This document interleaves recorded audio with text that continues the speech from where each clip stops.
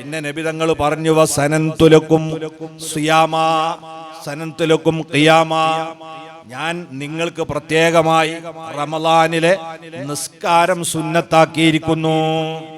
റമളാനിലെ ഒരു സ്പെഷ്യൽ സുന്നത്ത് നിസ്കാരം, അതാണ് തറാവീഹ്. അതങ്ങനെ തന്നെ വിശ്വസിച്ച് ചെയ്തോളണം. ഇപ്പം കുറെ കൂട്ടർ ഇറങ്ങിയ മാതിരി അത് ഖിയാമു റമദാൻ, ഖിയാമുൽ ലൈല്, തഹജ്ജുദ്, വിത്ർ ഇതൊക്കെ ഒന്നാണ് എന്ന് പറഞ്ഞ കൂട്ടരുണ്ട്. എരപ്പന്റെ പൊതുപ്പ് പോലെ എന്നറിയും. ഓൻ ഒടുക്കലും പൊതുക്കലും കുളിക്കലും വിരിക്കലും ഒക്കെ അതാ എന്ന മാതിരിയുള്ള ഒരു നിസ്കാരമല്ല. മുത്തനബി പറഞ്ഞെന്താ സനന്തുലക്കും സിയാമ ഖിയാമ, റമളാനിലെ നിസ്കാരം ഞാൻ നിങ്ങൾക്ക് പ്രത്യേകം സുന്നത്താക്കി. അതുകൊണ്ടാണ് ഇമാം മുസ്ലിം അവിടുത്തെ സ്വഹീൽ ഉദ്ധരിച്ചത് കാണാം. മൻ ഖാമ റമളാന ഈമാനം വഹ്തിസാബ ഗുഫിറ ലഹു മാ തഖദ്ദമ മിൻ ദംബിഹി. ആര് പരിശുദ്ധ റമളാനിൽ ഉറച്ച വിശ്വാസത്തോടെയും പടച്ചവന്റെ പൊരുത്തം ആഗ്രഹിച്ചും നോമ്പെടുക്കുന്നു, സുന്നത്ത് നിസ്കരിക്കുന്നുവോ, ആ നിസ്കാരത്തെ കുറിച്ച് ശർഹ് മുസ്ലിമിൽ കാണാം. അത് തറാവീഹിനെ പറ്റിയാണ് പറഞ്ഞത്. അപ്പൊ അത് റമളാനിലെ നിസ്കാരാന്നുള്ള വിശ്വാസം നമുക്ക് ഉണ്ടാവണം. അല്ലാഹ് സുന്നത്താക്കിയതാണ് എന്ന വിശ്വാസം ഉണ്ടാവണം. പടച്ചോന്റെ പ്രീതി ആഗ്രഹിക്കണം. അങ്ങനെ നിസ്കരിച്ചാൽ അതിന്റെ ഗുണമെന്താ? നമ്മൾ നേരത്തെ ചെയ്ത പാപങ്ങളൊക്കെ അല്ലാഹ് മായ്ക്കും. അപ്പോഴാ എന്ത് ക്ലീനാകുക? ഹൃദയം. പാപം ചെയ്താൽ എന്താ വരിക? ഒരു തെറ്റ് ചെയ്താൽ കൽബിൽ ഒരു കറുത്ത പാട് പോകും എന്നാണ് നബി സല്ലല്ലാഹു അലൈഹി വസല്ലം പറഞ്ഞത്. ഖുർആൻ നേരത്തെ നമ്മൾ പറഞ്ഞു സുമ്മ ഖസത്തു ഖുലൂബുഹും, ഹൃദയം കറുത്തു പോകാൻ. ആ കറുപ്പ് മായ്ച്ചു കളയാന്ന് പറഞ്ഞാൽ എന്താ? പാപം പുറത്ത് കിട്ടുക. അല്ലാഹ് ദോഷം പുറത്താ നമ്മളെ കൽബ് ക്ലീൻ ആകും. അപ്പൊ കൽബ് ശുദ്ധിയാക്കാൻ റമളാനിലെ രണ്ടാമത്തെ പ്രധാനപ്പെട്ട ട്രെയിനിങ് തറാവീഹ് നിസ്കാരം. അത് മാസം കണ്ടാൽ അന്ന് മുതൽക്ക് തറാവീഹ് ഉണ്ടാവും. നോമ്പ് നോൽക്കണം എന്നില്ലല്ലോ അല്ലെ? നോൽക്കണേന്റെ അലേന്ന് തന്നെ തറാവീഹ് തുടങ്ങും. പല ആൾക്കാരും എന്ത് ചെയ്യും? നാളെ നോറ്റിട്ട് നാളെ മുതൽക്ക് തറാവീഹ് തുടങ്ങാ, ഇന്നിങ്ങനെ പോട്ടെ. ഇതൊരു ട്രെയിനിങ്ങാ, റിക്രൂട്ട്മെന്റ് റാലിയാ. നമ്മൾ സൈന്യത്തിലേക്കൊക്കെ ആളുകളെ സെലക്ഷൻ നടത്താൻ റിക്രൂട്ട്മെന്റ് റാലി വെക്കും. അത് 2 ദിവസം കഴിഞ്ഞിട്ട് വരാന്ന് പറഞ്ഞാൽ ഓനെ സൈന്യത്തിലെടുക്കുവോ? ആദ്യം തന്നെ വരണം, അവസാനം വരെ നിൽക്കുകയും വേണം. അങ്ങനത്തോനെ എടുക്കുള്ളൂ. അപ്പൊ എന്നതുപോലെ ഈ ഒരു മാസത്തിന്റെ തുടക്കം മുതൽ ഒടുക്കം വരെ നമ്മൾ ഉണ്ടാവണം. മാസപ്പിറവി കണ്ടാൽ അന്ന്, അതെല്ലാം 30 പൂർത്തിയായിട്ടാണെങ്കിൽ 1 ഉറപ്പാവുമല്ലോ. അപ്പൊ നോമ്പെടുക്കണേന്റെ തലേന്ന് തന്നെ തറാവീഹ് ഉണ്ടാവും. അതൊന്നും ഒഴിവാക്കരുത്. തറാവീഹ് നഷ്ടപ്പെട്ടു പോകുമെന്ന് തോന്നുമ്പം യാത്രകളൊക്കെ നമ്മൾ നിയന്ത്രിക്കണം. യാത്ര പോകുമ്പം പ്ലാൻ ചെയ്യണം, തറാവീഹ് എവിടുന്ന് കിട്ടും? കാരണം ഇത് റമളാന്റെ സ്പെഷ്യൽ സാധനം. ഇത് നഷ്ടപ്പെടുത്തിയിട്ടുള്ള ഒരു യാത്ര, അത് നഷ്ടപ്പെട്ടു പോകുന്നവനൽക്കുള്ള വലിയ കല്യാണത്തുറ, തുറയും ഇതൊക്കെ പാടെ കഴിയുമ്പോഴേക്ക് നിസ്കാരം ജമാഅത്തൊക്കെ തീർന്നു പോകാം. അങ്ങനത്തെ ചെയ്യരുത്. കാരണം റമളാന്റെ സ്പെഷ്യലായ സംഗതി അത് ഒഴിവാവാതിരിക്കാൻ വേണ്ടി ജാഗ്രതപ്പെടുക. വീട്ടിൽ സ്ത്രീകളെയും കുട്ടികളൊക്കെ നമ്മൾ നിർബന്ധപൂർവം ഈ ചടങ്ങിൽ പങ്കെടുപ്പിക്കുക. അങ്ങനെ ആ 20 റക്അത്ത് തറാവീഹ് ഉമർ ഇബ്നുൽ ഖത്താബ് റളിയല്ലാഹു അൻഹു സ്വഹാബാക്കളെ കൂട്ടി നടപ്പാക്കിയിട്ട് ഒരൊറ്റ സ്വഹാബി അതിനെതിരെ വിമർശം പറഞ്ഞിട്ടില്ല. എല്ലാവരും അത് അംഗീകരിച്ചതാണ്. അത് സ്വഹാബത്തിന്റെ ഇജ്മാ ഉള്ളതാണ്. വല്ലദീന തബഊഹും ബിഇഹ്സാൻ റളിയല്ലാഹു അൻഹും, സ്വഹാബത്തിനെ പിന്തുടരുന്നവരെ അല്ലാഹ് പൊരുത്തപ്പെട്ടു എന്ന് സൂറത്തു തൗബയിൽ അല്ലാഹ് പറഞ്ഞതാണ്. ആ സ്വഹാബത്ത് നബി തങ്ങൾ ചെയ്തതല്ല ചെയ്തത് എന്ന് പറഞ്ഞാൽ അതിനേക്കാൾ വലിയ അപരാധം എന്താണ്? പിന്നെ നമുക്ക് എന്തിലാ വിശ്വാസം ഉണ്ടാകുക? ഈ സ്വഹാബത്തല്ലേ മുസഫ് നമുക്ക് എഴുതി തന്നിട്ടുള്ളത്. ഫാത്തിഹ മുതൽ റബ്ബിന്നാസ് വരെ ഒരു ഗ്രന്ഥത്തിലേക്ക് ക്രോഡീകരിച്ചെന്ന് സ്വഹാബത്തല്ലേ? മുഴുവൻ ഹദീസും നമുക്ക് പറഞ്ഞത് സ്വഹാബത്തല്ലേ? അള്ളാഹിന്റെ റസൂൽ സ്വല്ലല്ലാഹു അലൈഹി വസല്ലം വഫാത്താകുമ്പോ ഖുർആനും സുന്നത്തും ഒക്കെ എഴുതി മേശപ്പുറത്ത് വെച്ച് പോയതാണോ? ഈ സ്വഹാബത്തിനെ ഏൽപ്പിച്ചു പോയതല്ലേ? അവരെ വിശ്വാസത്തിലെടുക്കാതെ അവർ നബി ചെയ്യാത്തത് ചെയ്തു എന്ന് ആരോപിച്ചാൽ പിന്നെ നമുക്ക് ഇസ്ലാമിൽ വല്ല അസുലും ഉണ്ടാവോ? ആ സ്വഹാബത്ത് കാണിച്ചെന്നത്ര അത് റസൂലുള്ള ചെയ്തതാവുന്ന നമ്മൾ വിശ്വസിക്കേണ്ടത്. അല്ലാതെ നബിതങ്ങള് ചെയ്തതിനെ റസൂലുള്ള ചെയ്ത് ഞങ്ങൾ പരിശോധിച്ചിട്ട് സ്വഹാബത്ത് ചെയ്ത് ഞങ്ങൾ തള്ളുക, അങ്ങനെ ഒരു നബിയും സ്വഹാബത്തും ഇല്ല. റസൂലുള്ളാഹി ഞങ്ങൾ ചെയ്തതാ സ്വഹാബത്ത് ചെയ്തത് എന്ന് നമ്മൾ ഉറച്ചു വിശ്വസിക്കുക. അങ്ങനെ 20 റക്അത്ത് തറാവീഹ് ഒരു ദിവസവും മുടങ്ങാതെ നമ്മൾ ചെയ്യണം. പിന്നെ ആ പ്രസംഗത്തിൽ അവിടുന്ന് പറഞ്ഞു, മൻ ഫത്തറ ഫീഹി സ്വായിമാ കാന മഗ്ഫിറത്തൻ ലിദുനൂബി വഇത്ഖ റഖബതിഹി മിനന്നാർ. വകാന ലഹു അജ്റുഹു മിൻ ഗൈരി അൻ യൻഖുസ മിൻ അജ്രിഹി ശൈഅ. പരിശുദ്ധ റമളാനിൽ ഒരു നോമ്പുകാരനെ ആരെങ്കിലും നോമ്പ് തുറപ്പിച്ചാൽ 3 പ്രതിഫലമാണ് അവന് വാഗ്ദാനം ചെയ്യുന്നത്. ഒന്ന് മഗ്ഫിറത്തൽ ലിദുനൂബി, പാപ മോചനമാണ്. വഇത്ഖ റഖബത്തിഹി മിനന്നാർ, നരക വിമോചനമാണ്. മൂന്നാമത്തേത് ഇവന്റെ ആഹാരം കഴിച്ച് എത്ര ആള് നോമ്പ് തുറന്നോ അത്രയും ആളെ നോമ്പിന്റെ പ്രതിഫലം ഇവന് കൊടുക്കും. അയാളുടേത് ഒട്ടും കുറക്കാതെ. അയാളെ കുറച്ചും കൂടി എടുത്തു കൊടുക്കല്ല. നോമ്പ് തുറന്നാല് എന്റെ കൂലി മറ്റവന് കിട്ടിപ്പോന്ന് വിചാരിക്കണ്ട. അത് കുറക്കാതെ എത്ര ആള് നമ്മളെ കൊണ്ട് നോമ്പ് തുറന്നോ അത്രയാളെ നോമ്പിന്റെ കൂലി നമുക്ക് കിട്ടും. സുബ്ഹാനല്ലാഹ്. റമളാനിൽ നമുക്ക് നേടാൻ പറ്റിയ ഏറ്റവും വലിയൊരു അമലേതാ? നോമ്പ് ഉറപ്പിക്കല. അപ്പൊ ഇപ്പം പ്ലാൻ ചെയ്ത് വെക്കണം, ചുരുങ്ങിയത് ഒരു 100 ആളെ നമുക്ക് നോമ്പ് ഉറപ്പിക്കണം. പൈസ ഉള്ള ആളുകൾ 500 ആളെ, 1000 ആളെ, 2000, 10000 ഒക്കെ തുറപ്പിക്കുന്ന ആൾക്കാരുണ്ട്. സാധാരണക്കാര് പോലും കരുതിയാ നടക്കാവുന്നതാണ് 100 ആളെ നോമ്പ് ഉറപ്പിക്കും. നമുക്ക് കേൾക്കുമ്പോൾ 100 ആളെ, ഇത് 30 ദിവസത്തെ പരിപാടിയാ. ഒരു ദിവസത്തെ പരിപാടിയല്ലല്ലോ, 30 ദിവസമല്ലേ. എല്ലാ ദിവസവും ഒരാളെ തീരുമാനിച്ചു നോക്കി നിങ്ങള്. അതിന് വേറെ ഒന്നും നിങ്ങൾ സ്പെഷ്യൽ ഉണ്ടാക്കണ്ട, നമ്മളൊക്കെ ഉണ്ടാക്കണ്ടല്ലോ ഇപ്പൊ നോമ്പ് തുറക്കാൻ. അതിലേക്ക് ഒരാളെ അത് വേണമെന്ന് തീരുമാനിച്ച ആരെങ്കിലും ഉണ്ടാവും. നമ്മൾ വള്ളിയിലൊന്ന് നോക്കിയാൽ എന്നാ അവിടുന്ന് ആൾ പിടിച്ചാട് കൊണ്ടുപോയെന്നവനെ, ഒഴിവുള്ളവരൊക്കെ പോരും. അങ്ങനെ ഒരു 30 അങ്ങനായി. ഇനി ഏത് പൊരയിലും വരാനില്ലേ 1-2 പുയ്യാപ്പിളാര് അല്ലേ, അവര് വരുന്നൊരു 40 കുട്ടികള്, അപ്പൊ ഒരു 50 ആയില്ലേ. പിന്നെ വാപ്പന്റെ ചങ്ങായിമാരും ഉമ്മന്റെ ചങ്ങാഴ്ചകളൊക്കെ ഉണ്ടാവും, ഓലൊക്കെ ഒന്ന് കൂട്ടണം നമ്മള്. റസൂലുള്ളാഹി സ്വല്ലല്ലാഹു അലൈഹി വസല്ലം പറഞ്ഞിട്ടുണ്ട്, വാപ്പ മരിച്ചുപോയാൽ ഉമ്മ മരിച്ചുപോയാൽ അവരോടുള്ള കടപ്പാടും ബന്ധവും നിലനിർത്തുന്നതിന്റെ ഭാഗമാണ് അവരെ സുഹൃത്തുക്കളുമായിട്ടുള്ള ബന്ധം നിലനിർത്തൽ. വാപ്പന്റെ സുഹൃത്തുക്കളായിരുന്നു എന്നാ അവരെ നമ്മളാ നിലനിർത്താം. വാപ്പ പോയോടുകൂടെ ആ ബന്ധം നിൽക്കാൻ പാടില്ല, അവരെ വിളിക്കണം. അതേപോലെ തന്നെ നമ്മളെ കുട്ടികൾ ഇവിടെ 5ാം ക്ലാസ്സിലും 7ാം ക്ലാസ്സിലൊക്കെ മദ്രസ പഠിക്കുന്ന കുട്ടികളല്ലേ, ആ കുട്ടീന്റെ ക്ലാസ്സിലുണ്ട് ഒരു 10 കുട്ടികൾ. കുട്ടികളെ നിങ്ങൾ ഒന്ന് വിളിച്ചു നോക്കിയാണ് നോമ്പറക്ക് എല്ലാവരും നോമ്പെടുക്കുകയും ചെയ്യും. മാത്രമല്ല ഒരു 2-2:30 ആകുമ്പോഴേക്ക് തന്നെ നമ്മളാ തെങ്ങിലോട്ടിലെ കോലുണ്ടാവും. ഇന്ന് ആചാരാടെ നോമ്പറാന്നൊക്കെ പറഞ്ഞു, അവർക്ക് വലിയ റാഹത്താണ്. അപ്പൊ ആ കുട്ടികൾ ഇനി അതും 100 തേക്കാൻ നിങ്ങൾക്ക് പറ്റണില്ലെങ്കിൽ മഗ്‌രിബിന് എന്ത് ചെയ്യാ, പള്ളിയിൽ ഇവിടെ ചെറിയ തുറണ്ട്, അതിലേക്ക് നിങ്ങൾ വക ഒരു ദിവസത്തെ സംഭാവന കൊടുക്കുക. അങ്ങനെ നമ്മൾ പ്ലാൻ ചെയ്യുകയാണെങ്കിൽ ഒരു 100 ആളെ നോമ്പുറപ്പിക്കുക എന്നുള്ളത് നേരത്തെ പറഞ്ഞ രീതിയിൽ തറാവീഹ് മുടങ്ങാതെ തന്നെ ലളിതമായ രീതിയിൽ നമുക്ക് പൂർത്തീകരിക്കാൻ പറ്റും. അങ്ങനെ നമ്മൾ പ്ലാൻ ചെയ്യണമെങ്കിൽ ഇപ്പം തന്നെ അതിനുള്ള അരിയും പൊടിയും കൊത്തമ്പാലും മല്ലിയൊക്കെ എന്ത് ചെയ്യണം, മുന്നൊരുക്കത്തിന്റെ ഭാഗമായിട്ട് റെഡിയാക്കി വെക്കണം. റമളാനിൽ പിന്നെ അതൊക്കെ ഓടിപ്പിച്ചാനൊക്കെ പോലെ ബുദ്ധിമുട്ടായിരിക്കും. അങ്ങനെ ഒരുങ്ങ. മഹാന്മാരായ സ്വഹാബത്ത് അങ്ങനെ പ്രസംഗം കേൾക്കുമ്പോൾ അവർക്ക് ഇങ്ങനെ ചിന്തിക്കണം, എങ്ങനെ അറിയോ, ഇതെങ്ങനെ എനിക്ക് പ്രയോഗവൽക്കരിക്കാൻ പറ്റുന്ന. നബിതങ്ങൾ ഇത് പറയുന്നതിന്റെ അടുക്ക് സ്വഹാബത്ത് എഴുന്നേറ്റു. അവര് ചോദിക്കുകയാണ്, നബിയെ ലൈസ കുല്ലുനാ നജിദു മാ നുഫത്തിറു ബിഹി സ്വായിം, ഞങ്ങളെല്ലാവരും നോമ്പുകാരൻ നോമ്പ് തുറപ്പിക്കാൻ ആവശ്യമായ വിഭവങ്ങൾ ഉള്ളവരല്ലല്ലോ. ഞങ്ങളെ കൂട്ടത്തിൽ പാവപ്പെട്ടവരുണ്ട്, നോമ്പുറപ്പിക്കാനുള്ള ഗതിയില്ലാത്തവരുണ്ട്. ഞങ്ങൾക്ക് ഈ പ്രതിഫലം എങ്ങനെ കിട്ടും?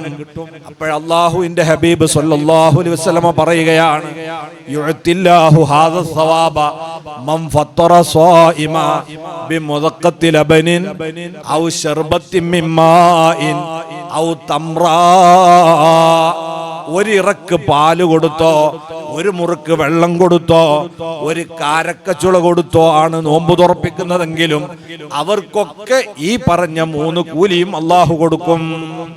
എന്ന് പറഞ്ഞാൽ ഇല്ലാത്തവന് ഉള്ളതിനനുസരിച്ച് നോമ്പുറപ്പിക്കാന്ന. പൊരയിൽ ആരുമില്ല ഭക്ഷണം ഉണ്ടാക്കാൻ, അല്ലെങ്കിൽ ഇവന്റെ അടുത്ത് കാശൊന്നുമില്ല നോമ്പുറപ്പിക്കാൻ. എന്നാൽ എന്ത് ചെയ്യാ, മഗ്‌രിബിന് ഒരു പള്ളിയിൽ കയറി പോകുമ്പോ ഒരു ബാക്ക് കാരിക്കും വാങ്ങിയെടുക്കും. അത് ഒന്ന് കഴുകിയിട്ട് എല്ലാവർക്കും ഓരോന്ന് ഒരു 3 കൊടുത്തിട്ട് അങ്ങനെ കൂലി കിട്ടട്ടെ. ഇത് നമ്മളൊരു അമലായി കണ്ട് റമളാനിൽ നമുക്ക് എന്തെങ്കിലും ഒന്ന് കൊയ്തു കൂട്ടണമെന്ന് ആഗ്രഹം ഉണ്ടെങ്കിൽ നമ്മൾ പ്ലാൻ ചെയ്യണം.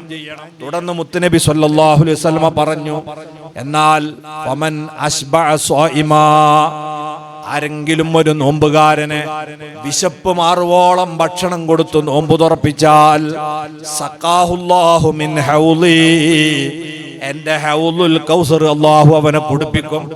ലാ യൽമഉ ബഅദഹു അബദാ, പിന്നീട് സ്വർഗത്തിലെത്തുന്നത് വരെ മശ്റയുടെ ഭയാനകമായ രംഗങ്ങളിൽ പോലും അവന് ദാഹവും വിശപ്പും ഉണ്ടാവൂല. അല്ലാഹു നമുക്ക് തൗഫീഖ് തരട്ടെ. ആ കൂലിയൊക്കെ ആഗ്രഹിച്ച് നമ്മൾ ഒരുങ്ങുക. പിന്നെ അവിടുന്ന് പറഞ്ഞു വസ്തക്സിറൂ ഫീഹി ബിഅർബഇ ഖിസാൽ. റമളാനായാൽ നിങ്ങൾ 4 ദിക്റുകളെ വല്ലാതെ വർദ്ധിപ്പിക്കണം. 4 ദിക്റുകളെ നിങ്ങൾ ധാരാളമായി ചൊല്ലണം. അതിൽ 2 ദിക്റ് അള്ളാന്റെ പൊരുത്തം നിങ്ങൾക്ക് നേടിത്തരുന്നതും 2 ദിക്റ് വൈയക്തികമായി നിങ്ങൾക്കൊക്കെ അത്യാവശ്യമുള്ളതുമാണ്. നിങ്ങൾക്ക് വ്യക്തിപരമായി വേണ്ടതാണ്. ആദ്യത്തെ 2 പടച്ചോന്റെ പൊരുത്തം വാങ്ങിത്തരുന്നതാണ് എന്ന് പറഞ്ഞിട്ട് അവിടുന്ന് തുടർന്നു ഫഅമ്മൽ ഖസ്ലത്താനില്ലതാനി തുർലൗന ബിഹിമാ റബ്ബക്കും. നിങ്ങളെ റബ്ബിന്റെ പൊരുത്തം നിങ്ങൾക്ക് നേടിത്തരുന്ന 2 പുണ്യകർമ്മങ്ങൾ, 2 ദിക്ർ എന്ന് പറഞ്ഞത് എന്താ? അൻ തശ്ഹദു അല്ലാ ഇലാഹ ഇല്ലല്ലാഹു വ അൻ തസ്തഗ്ഫിറൂ. ഒന്ന് ഷഹാദത്ത് കലിമ വർദ്ധിപ്പിക്കലാണ്. അശ്ഹദു അല്ലാ ഇലാഹ ഇല്ലല്ലാഹ്, ദാ ഷഹാദത്ത് കലിമ ചൊല്ലാണ്. 2 വൻ തസ്തഗ്ഫിറു, നിങ്ങൾ അല്ലാഹുവിനോട് പൊറുക്കലിനെ തേടലിനെ വർദ്ധിപ്പിക്കുക. അസ്തഗ്ഫിറുല്ലാഹ്. ഇനി വ അമ്മൽ ഖസ്ലത്താനില്ലതാനി ലാ ഗിനാ ലക്കും അൻഹുമാ, നിങ്ങൾക്ക് വ്യക്തിപരമായി ഒഴിച്ചുകൂടാൻ പറ്റാത്തത് എന്ന് പറഞ്ഞ 2 കാര്യത. അൻ തസ്അലൂഹുൽ ജന്നത വ തുഈദുനഹു മിനന്നാർ, നിങ്ങൾ അല്ലാഹുവിനോട് സ്വർഗം ചോദിക്കലും നരകത്തെ തൊട്ട് കാവല് തേടലുമാണ്. നമ്മൾക്ക് പരിചയമുള്ള ദിക്റ ഒന്ന് ഉറക്കെ ചൊല്ലിയേക്ക് റമളാന്റെ മണം കൊണ്ട് വരട്ടെ. അശ്ഹദു അല്ലാ ഇലാഹ ഇല്ലല്ലാഹ് അസ്തഗ്ഫിറുല്ലാഹ് അസ്അലുക്കൽ ജന്നത വഅഊദു ബിക മിനന്നാർ. ഇതാണ് മുത്തുനബി റമളാനിൽ ധാരാളമായി നിങ്ങൾ ചൊല്ലണം എന്ന് പറഞ്ഞു. നമ്മളിപ്പോ ചൊല്ലലെത്ര? ജമാഅത്തിന് പങ്കെടുക്കുകയാണെങ്കിൽ ഇമാമിന്റെ കൂടെ 3 വട്ടം അവിടെ തീരും ചെയ്യും അല്ലേ? വസ്തക്സിറൂ എന്ന് പറഞ്ഞൊന്നും നമ്മളെടുത്തുണ്ടാവില്ല. 15 എണ്ണം ചെല്ലും ഒരു ദിവസം. അതൊന്ന് മാറ്റിയിട്ട് നമ്മളൊന്ന് നേർച്ചയാക്കി 1000 ദിക്ർ അല്ലെ ഒരു 10,000 ദിക്റുകൾ നേർച്ചയാക്കിയാൽ 3 ദിവസം കൊണ്ട് കഴിയും. 10,000 എന്ന് പറഞ്ഞാൽ 3 ദിവസം കൊണ്ട് കഴിയും. നമ്മളെ വെറുതെ ഇരിക്കുന്ന സമയത്തൊക്കെ അതിയല്ല. എന്നാ റമളാൻ കഴിഞ്ഞ് തിരിഞ്ഞു നോക്കുമ്പോൾ നമുക്ക് എന്തെങ്കിലുമൊക്കെ ഉണ്ടാവും. അങ്ങനെ പ്ലാൻ ചെയ്തു പോയാൽ അല്ലാഹു തൗഫീഖ് തരട്ടെ. പിന്നെ അവിടുന്ന് പറഞ്ഞു അവ്വലുഹു റഹ്മ വ ഔസതുഹു മഗ്ഫിറ വ ആഖിറുഹു ഇത്ഖും മിനന്നാർ. റമളാനിലെ ആദ്യത്തെ 10 റഹ്മത്ത് വാരിക്കോരി വിതറുന്ന 10ആണ്. രണ്ടാമത്തേത് പാപമോചനത്തിന്റെ 10 ആണെങ്കിൽ 3-മത്തേത് നരക വിമോചനത്തിന്റെ 10 ആണ്. എന്ന് പറഞ്ഞാൽ അതിന്റെ അർത്ഥം എന്താ? തൊള്ളിങ്കാട്ടി ഇങ്ങനെ ഒന്നോളിന.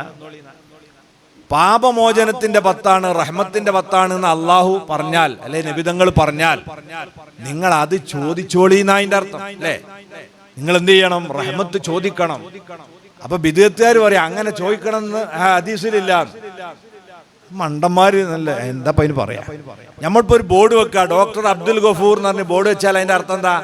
അസുഖം ഇവിടെ നിന്ന് കാണിച്ചോളിന്നല്ലേ? അതിന് ചോട്ടിൽ എഴുതി വെക്കണോ? സന്ദർശിക്കുക, അവിടെ കാണിച്ചോളി നോക്കണം. അത് ഡോക്ടർ ഗഫൂർ എന്ന് പറഞ്ഞാൽ അതിന്റെ അർത്ഥം തന്നെയാണ് ആ ബോർഡ് വെക്കണേനെ വന്ന് കാണിക്കാനാ. എന്നതുപോലെ അള്ളാഹ് റഹ്മത്ത് വാരിക്കോരി വിതരണ സമയമാണ് എന്ന് പറഞ്ഞാൽ അത് ചോദിച്ചോളിന്നാ പൊതു തത്വം. അങ്ങനെ ഖുർആനില് റഹ്മത്ത് പരാമർശിക്കുന്ന ഒരായത്ത് ഓതിപ്പോയാൽ നമുക്ക് എന്ത് സുന്നത്താ? അത് ചോദിക്കൽ സുന്നത്താ. അദാബിനെ പരാമർശിക്കുന്ന ഒരായത്ത് ഓതിയാൽ അതിന് തൊട്ട് കാവൽ തടൽ സുന്നത്താണ്. അതുപോലെ നമ്മള് റസൂൽ പറഞ്ഞില്ല, നിങ്ങൾ ഖബറില് ആളെ വെച്ച് മൂടിക്കഴിഞ്ഞാൽ നിങ്ങൾ തസ്ബീത്തിനെ ചോദിക്കണം എന്ന് പറഞ്ഞില്ലേ? അതിന് ദിക്ർ നബി പറഞ്ഞു തന്നിട്ടുണ്ടോ? ഇല്ല. അല്ലാഹുമ്മ സബ്ബിത്തുഹു ഇൻദ സുആൽ അല്ലാഹുമ്മ അൽഹിംഹുൽ ജവാബ് എന്നിങ്ങനെ പറയുന്ന ദിക്ർ അത് റസൂലുള്ള പറഞ്ഞതല്ല. നബി എന്തേ പറഞ്ഞിട്ട് നിങ്ങൾ തസ്ബീത്ത് ചൊല്ലിക്കോളി എന്നാ പറഞ്ഞത്. അതിന്റെ ദിക്ർ മഹാന്മാര് പറഞ്ഞതാണ്. അപ്പൊ ഇതേപോലെ നമുക്ക് ഈ 3 10ലും ഇത് ചെയ്യണം. ഒരു 10,000 വട്ടെങ്കിലും അല്ലാഹുമ്മ റഹംനി യാ റഹമർ റഹീമീൻ, അല്ലാഹുമ്മ ഗഫിർ ലി ദുനൂബി യാ റബ്ബൽ ആലമീൻ, അല്ലാഹുമ്മ അഅ്തിഖ്നി മിനന്നാർ വഅദ്ഖിൽനിൽ ജന്നത യാ റബ്ബൽ ആലമീൻ. ഇങ്ങനെ നമ്മളെ നാവ് ധാരാളമായി ദിക്ർ ചൊല്ലുന്ന നാവായി മാറുമ്പോഴാണ് അത് നമ്മളെ കൽബിനെ ശുദ്ധീകരിക്കുന്നു. നമ്മളെ കൽബിൽ സ്വർഗത്തെക്കുറിച്ചുള്ള ചിന്ത നിറയുന്നു, നരകത്തെക്കുറിച്ചുള്ള ഭയം നിറയുന്നു, നമ്മളെ തഖ്വ വർദ്ധിക്കുന്നു. ഇങ്ങനെ നോമ്പ് കാലത്ത് നമുക്ക് ട്രെയിനിങ്ങിന് വേണ്ടി നിശ്ചയിച്ച കർമ്മങ്ങളെ നമ്മൾ കൃത്യമായി അനുഷ്ഠിക്കുമ്പോൾ മാത്രമാണ് നമ്മുടെ ഹൃദയം ശുദ്ധിയാകുന്നത്. അത് മുഖേനയാണ് നമ്മൾ ആത്മാവ് വിമലീകരിക്കപ്പെടുന്നത്. അതോടൊപ്പം നമ്മൾ ഓർക്കണം, പരിശുദ്ധമായ ഈ മാസത്തെ റമളാനിനെ തന്നെ എന്തിനാണ് അല്ലാഹു തആല ഈ ട്രെയിനിങ്ങിന് വേണ്ടി തെരഞ്ഞെടുത്ത്? വേറെ 11 മാസമല്ലേ? അതിന്റെ കാരണം ഖുർആൻ പറഞ്ഞല്ലോ, ശഹ്റു റമളാൻ അല്ലദീ ഉൻസില ഫീഹിൽ ഖുർആൻ. ഖുർആൻ അവതരിപ്പിക്കപ്പെട്ട മാസമാണ് റമളാൻ എന്നുള്ളത്. ഖുർആൻ അല്ലാഹു തആല ആദ്യമായി അവതരിപ്പിക്കുന്ന 2 അവതരണമുണ്ട്. ഒന്ന് ലൗഹുൽ മഹ്ഫൂദിൽ നിന്ന് 1-ാം ആകാശത്തുള്ള ബൈത്തുൽ ഇസ്സ എന്ന് പറയുന്ന ഒരു ഓഫീസ്, അവിടേക്ക് ഖുർആനെ പരിപൂർണമായും ഇറക്കിയത് റമളാനിലാണ്. അതിനെപ്പറ്റിയാണ് ഇന്നാ അൻസൽനാഹു ഫീ ലൈലത്തുൽ ഖദർ എന്ന് മറ്റൊരായത്തിൽ പറഞ്ഞു. ലൈലത്തുൽ ഖദറിന് ഞാൻ ഖുർആൻ ഇറക്കി. അപ്പൊ അത് എടുക്കുക, ആകാശ ലോകത്തേക്ക് ഒന്നിച്ചിറക്കി ഇറക്കലാണ്. അപ്പൊ റമളാനിലാണ് ആ അർത്ഥത്തിൽ. ഇനി ഭൂമിയിലേക്ക് ആദ്യമായി ഖുർആന്റെ അവതരണം തുടങ്ങുന്നതും എന്ന് തന്നെയാണെന്നുണ്ട്, റമളാൻ 17-നാണ് എന്നുണ്ട്. അപ്പൊ ആ അർത്ഥത്തിലും റമളാനാണ് ഖുർആൻ ഭൂമിയിലേക്ക് അവതരിപ്പിക്കപ്പെട്ട ആദ്യത്തെ ദിവസവും റമളാനിലാണ്. അതൊക്കെ ഒരു ദിവസത്തിലാണെങ്കിലും ആ മാസത്തിന് മുഴുക്കെ എന്തുണ്ട്? അതിന്റെ ബർക്കത്തുണ്ട്. ഇതുപോലെ നബി സല്ലല്ലാഹു അലൈഹി വസല്ലം ജനിച്ചത് റബീഉൽ അവ്വൽ 12-നാണെങ്കിലും ആ റബീഉൽ അവ്വലിൽ മൊത്തത്തിൽ അതിൻ്റെതായ ഒരു ബർക്കത്ത് ഉണ്ടാവുമല്ലോ. അതാണ് ഇതിന്റെ ഖിയാസായി ഇമാം സയ്യൂത്ത് റളിയല്ലാഹു അൻഹു പോലുള്ളവർ ചൂണ്ടിക്കാണിച്ചിട്ടുള്ളത്.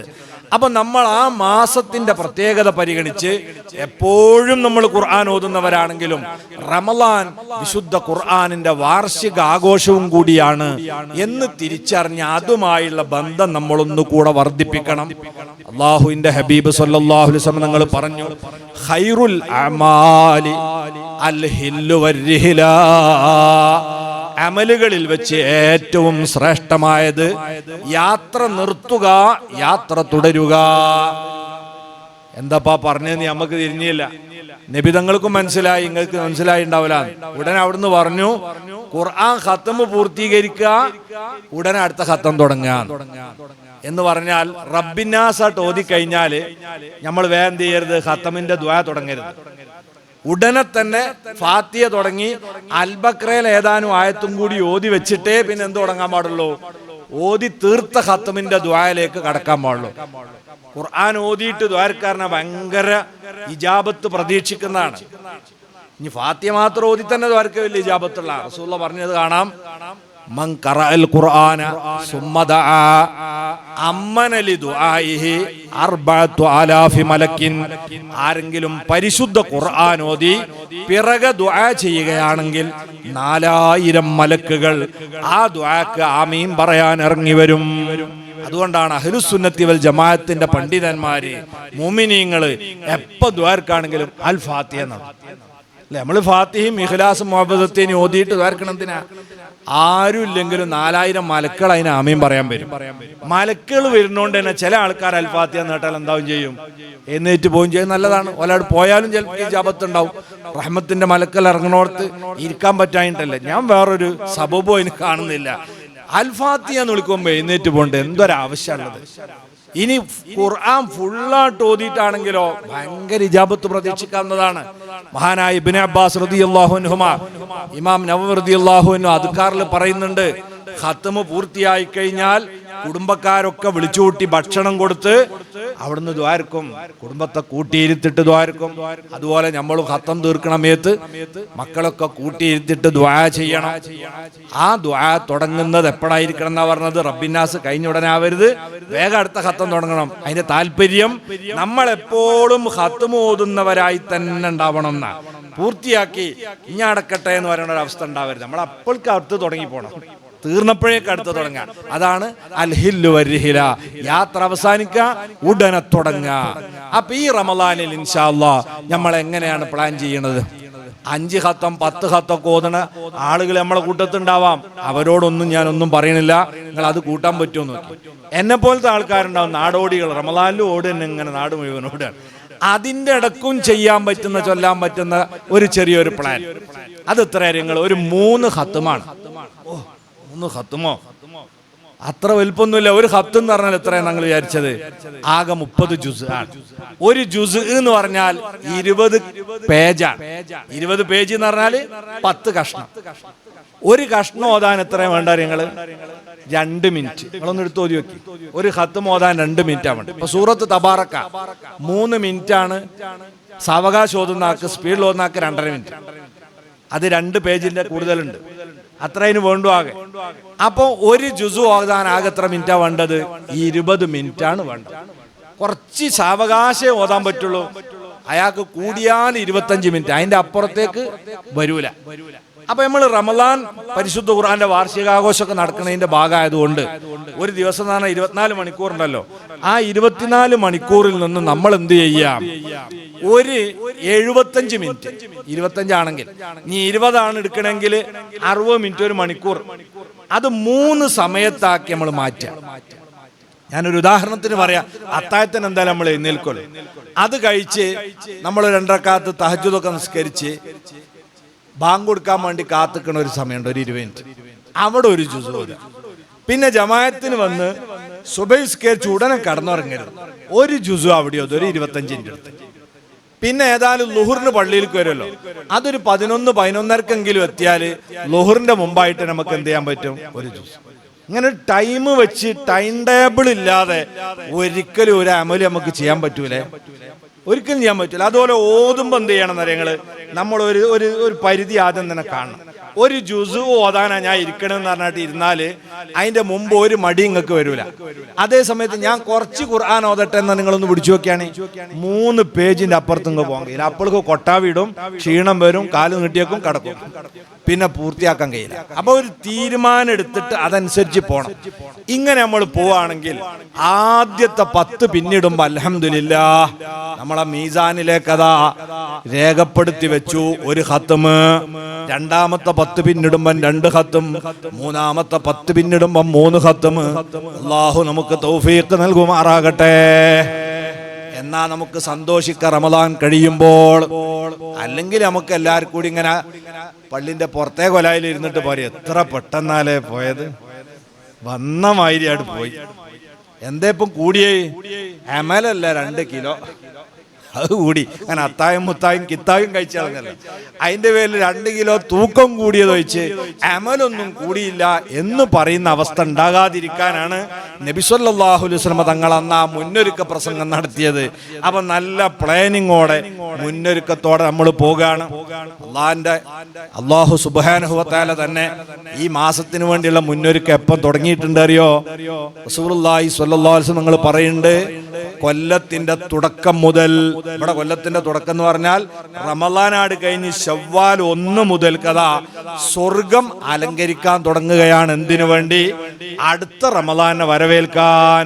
അപ്പൊ ഒരു കൊല്ലം മുമ്പാ നമ്മളൊക്കെ നനച്ചുള്ളി ഇങ്ങനെ തുടങ്ങാൻ നോക്കണേ ഉള്ളൂ അല്ലെ? പള്ളിക്ക് പെയിന്റ് അടിക്കാൻ ആളെ തരണേ ഉള്ളൂ. അല്ലാഹു തആല സ്വർഗത്തിന് ശവ്വാൽ 1 തുടങ്ങാണ് അടുത്ത റമളാനെ വരവേൽക്കാൻ വേണ്ടി. അത്ര മുന്നൊരുക്കാണ്. മാത്രല്ല എല്ലാ അനുകൂല സൗകര്യങ്ങളും നമുക്ക് വേണ്ടി തയ്യാറാക്കി തന്നു. ഇദാ കാന അവ്വലു ലൈലത്തി മിൻ ശഹ്രി റമളാന സുഫിദത്തി ശയാത്തീൻ വമറദത്തുൽ ജിന്നി. മുത്തുനബി സല്ലല്ലാഹു അലൈഹി വസല്ലം നിങ്ങൾ പറഞ്ഞു, റമളാനിന്റെ ആദ്യത്തെ രാത്രിയായാൽ, മാസം കണ്ടാൽ ഉടനെ പടച്ചോൻ ചെയ്യണ പരിപാടി എന്താ? പിശാചുക്കളെ മുഴുവനും ചങ്ങലക്കിടുന്നു. ജിന്നുകളിലെ അക്രമകാരികളെ കയ്യാമം വെച്ച് ജയിലിലടക്കുന്നു. ഇതെന്തിനാ? ഒരു ദേശീയ ആഘോഷമൊക്കെ നടക്കുമ്പോ നിങ്ങൾ കണ്ടില്ലേ, KD ലിസ്റ്റിലുള്ള കുറെ ആൾക്കാരുണ്ടാവും. ഓലൊക്കെ ജാമ്യത്തിന് നടക്കണോല. ഓലൊക്കെ പിടിച്ചിട്ട് രണ്ടാമത് എന്ത് ചെയ്യും? ഓല ജയിലിൽ കൊണ്ടിടും. എന്തിനാ? അവരെ വേറെ ഏതെങ്കിലും ദുശക്തികൾ ഉപയോഗിച്ച് നമ്മളെ റിപ്പബ്ലിക് ഡേ പരിപാടിനെ അലങ്കോലപ്പെടുത്താൻ ഉപയോഗപ്പെടുത്തും. ഇതുപോലെ റമളാനിൽ വിശ്വാസികൾ നന്നാവാൻ വേണ്ടി ഇറങ്ങുമ്പോ അവിടെ ശൈത്താനും ഈ മറദത്തുൽ ജിന്നും വന്നിട്ട് നമ്മളതിന്ന് പിന്തിരിപ്പിക്കണ്ട എന്ന് കരുതി നമുക്ക് അനുകൂലമായ സാഹചര്യം സൃഷ്ടിക്കാൻ വേണ്ടിയാണ് പടച്ച റബ്ബ് എന്ത് ചെയ്യുന്നത്? ഇവരെ പിടിച്ച് ജയിലിൽ കൊണ്ടിടുന്നത്. എന്നിട്ട് റസൂലുള്ളാഹി സ്വല്ലല്ലാഹു അലൈഹി വസല്ലം പറയുന്നു, അതോടൊപ്പം തന്നെ വയുനാദി മുനാദ്, ഒരു മലക്ക് ഭൂമിയിലുടനീളം അനൗൺസ് ചെയ്ത് സഞ്ചരിക്കുകയാണ്. എന്താണ് അനൗൺസ്മെന്റ്? യാ ബാഗിയൽ ഖൈരി അഖ്ബിൽ ഓ നന്മ ആഗ്രഹിക്കുന്ന മനുഷ്യരെ മുന്നോട്ട് വരിക. വയാ ബാഗിയ ശർരി അഖ്സിർ, തിന്മയുടെ ഉപാസകരെ നിങ്ങളത് അവസാനിപ്പിക്കുക. ഇനി പുണ്യകർമ്മങ്ങളുടെ ദിനരാത്രങ്ങളാണ്, കുറ്റകൃത്യങ്ങൾ ചെയ്യേണ്ട സമയമല്ല എന്ന് പറഞ്ഞിട്ടതാ മലക്ക് ഇങ്ങനെ ഭൂമിയിലൂടെ സഞ്ചരിച്ചു കൊണ്ടിരിക്കുകയാണ്. അതോടൊപ്പം തന്നെ അതാ വഫുത്തിഹത്ത് അബ്വാബുൽ ജന്ന, സ്വർഗത്തിന്റെ മുഴുവൻ വാതിലുകളും റമളാനിൽ തുറന്നിടുകയാണ്. അത് തീരുന്നത് വരെ അടവില്ല. എന്തിന്റെ സൂചന? ഇത് ആൾക്കാരൊക്കെ സ്വർഗത്ത് പോണ്ട സമയ. നരകത്തിന്റെ മുഴുവൻ വാതിലുകളുള്ള ആൾക്കാർ അടച്ചിടാണ്. അതിന്റെ സൂചനയാണ് ഇത് നരകത്ത് പോകേണ്ട സമയമല്ല.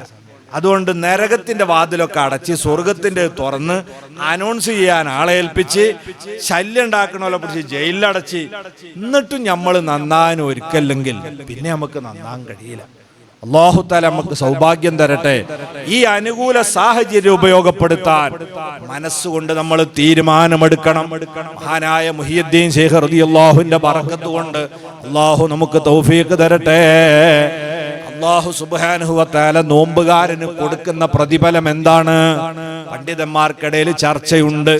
അല്ലാഹു പറഞ്ഞല്ലോ, ഞാൻ അതിന് എണ്ണം കണക്കാക്കണില്ല, 10 മുതൽ 700 വരെ എന്ന് പറഞ്ഞ ആ എണ്ണൊന്നും വെക്കണ്ട, അത് ഞാനവിടെ കൊടുത്തോളും എന്നാണല്ലേ.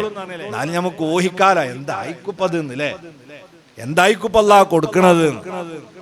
അത് അല്ലാഹുവിന്റെ ലിഖാ ആവാനാണ് സാധ്യത എന്ന് പറഞ്ഞവരുണ്ട്.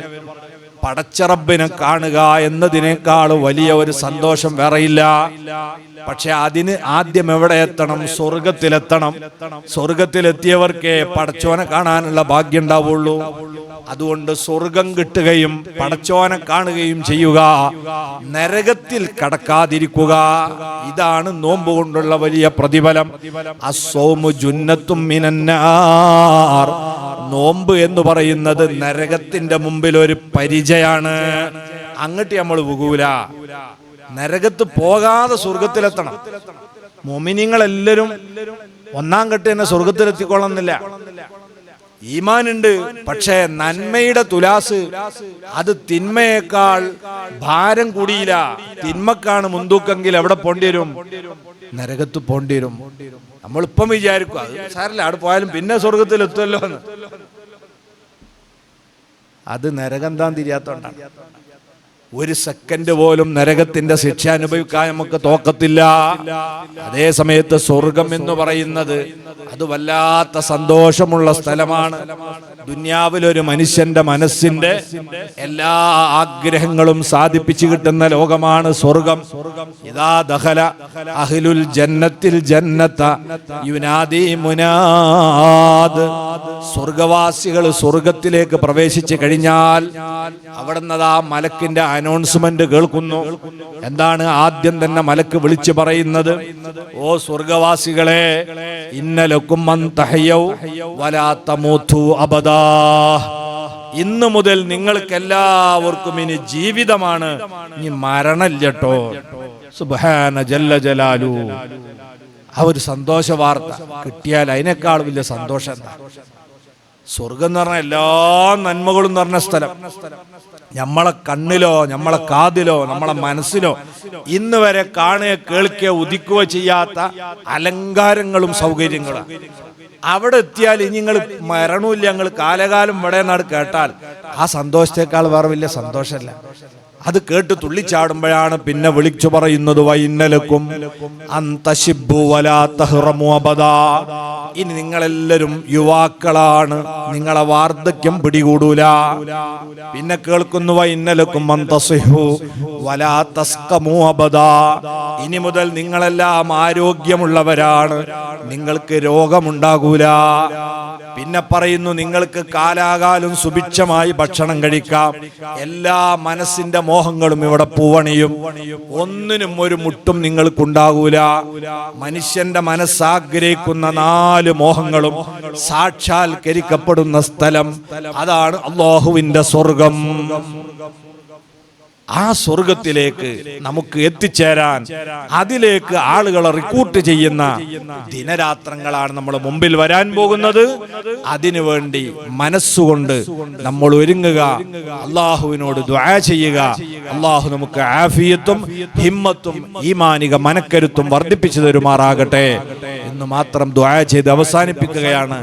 ഖത്തറിൽ നിന്നൊരു സഹോദരൻ തങ്ങളോട് പ്രത്യേകിച്ച് പറയാൻ വേണ്ടി അല്പസമയം മുമ്പ് വിളിച്ചു പറഞ്ഞിട്ടുണ്ട്. ഒരു നല്ല ദീനിയായ പ്രവർത്തകൻ, എല്ലാവർക്കും അറിയാം അദ്ദേഹം നിരപരാധിയാണ്. അദ്ദേഹത്തിന്റെ പേരിൽ വലിയൊരു കേസ് വന്ന് ആ കേസ് എടുക്കുന്ന ദിവസമാണ് നാളെ. റമളാന്റെ തൊട്ട് മുമ്പാണ്. ദീനിനു വേണ്ടി ഒരുപാട് സേവനം ചെയ്ത സഹായിച്ച വ്യക്തിയാണ്. നിങ്ങളൊക്കെ ഒരു പ്രയാസമില്ലാതെ രക്ഷപ്പെട്ട് കിട്ടാൻ വേണ്ടി ദുആ ചെയ്യണം. മഹാന്മാരായ മശായിഖന്മാരെ ബർക്കത്ത് കൊണ്ട്, സാദാത്യങ്ങളെ ഹക്ക് കൊണ്ട്, ശൈഖ് അബ്ദുൽ ഖാദിർ ജീലാനി ഖദ്ദസല്ലാഹു സിർറഹുൽ അസീസ് മഹാനവറുകളുടെ ഹക്ക് കൊണ്ട് റബ്ബേ നീ സലാമത്തിലാക്കണേ റഹ്മാനെ, നീ രക്ഷപ്പെടുത്തണേ അല്ലാഹ്, നീ രക്ഷപ്പെടുത്തണേ അല്ലാഹ്, നീ സലാമത്തിലാക്കണേ അല്ലാഹ്. അതുപോലെ കുടുങ്ങിക്കിടക്കുന്ന ഒരുപാട് ആളുകൾ ലോകത്തിന്റെ വിവിധ ഭാഗങ്ങളിലുണ്ട്. എല്ലാവരെയും നീ നിരപരാധികളെ രക്ഷപ്പെടുത്തണേ റഹ്മാനെ. ഖുദുസിന്റെ നാട്ടിൽ അനേകം പേര് മാരകമായ മുറിവേറ്റ് കിടക്കുന്നവരുണ്ട് റബ്ബേ, നീ അവരുടെയൊക്കെ എല്ലാ പ്രയാസങ്ങളും നീക്കിക്കൊടുക്കണേ റഹ്മാനെ. മരണപ്പെട്ടവരെ രക്തസാക്ഷികളിൽ നീ പെടുത്തണേ അല്ലാഹ്. അക്രമകാരികളെ നീ പിന്തിരിപ്പിക്കണേ റഹ്മാനെ. നിരപരാധികളെ നീ രക്ഷപ്പെടുത്തണേ അല്ലാഹ്. ഞങ്ങൾ ഈ മജ്ലിസ് ഇവിടെ വന്നു ചേർന്നവർ പല മുറാദുകളുമോടെ വന്നവരുണ്ട്. എല്ലാവർക്കും ഈ മജ്ലിസിന്റെ ബർക്കത്ത് കൊണ്ട് അവരെ മുറാദുകളൊക്കെ നീ ഹാസിലാക്കി കൊടുക്കണേ റഹ്മാനെ. വിശുദ്ധ റമളാനിനെ ആരോഗ്യത്തോടെ സ്വീകരിച്ച് സന്തോഷത്തോടെ യാത്രയാക്കാനുള്ള തൗഫീഖ് തരണേ അല്ലാഹ്. റബ്ബനാ തഖബ്ബൽ മിന്നാ വലാ തറുദ്ദനാ ഖായിബീൻ. ആമീൻ ബിറഹ്മതിക യാ അർഹമർ റഹീമീൻ. വസല്ലല്ലാഹു വസല്ലമ അലാ സയ്യിദിനാ മുഹമ്മദ് വആലിഹി വസഹ്ബിഹി അജ്മഈൻ വൽഹംദുലില്ലാഹി റബ്ബിൽ ആലമീൻ. അസ്സലാമു അലൈക്കും വറഹ്മത്തുള്ളാഹി.